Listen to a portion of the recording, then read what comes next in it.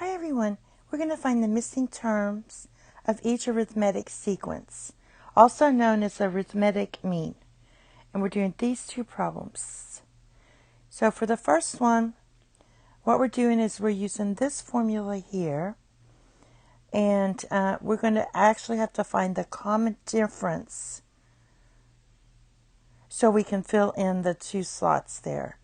So we first need to know how many terms we have. We have n terms, which is 4. Our first term is 16, and our last term, nth term, it's also known as the last term. You can call it a sub 4, which is your last term. It's 37. So let's fill in our formula and solve for d. So our last term is 37 equals your first term plus n, which is 4, minus 1 times d. This gives you 37 equals 16 plus 3d. Now subtract 16 from both sides of the equation, and you're going to get, this is 21 equals 3d. Divide both sides of the equation by 3, so d equals 7.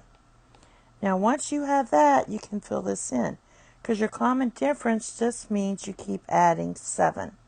So it's going to be 16 plus 7 is 23, then 30, and then add 7 again, you get your 37.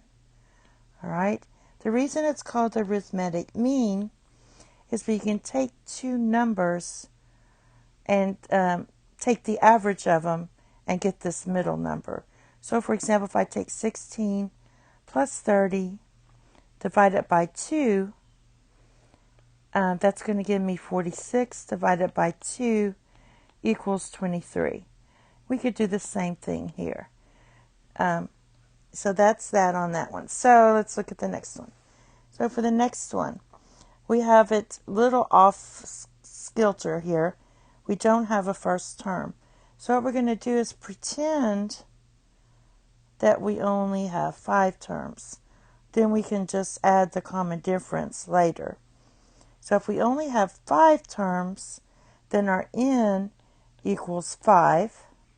Our first term is going to be 96, and our last term is going to be 48. And solve for d.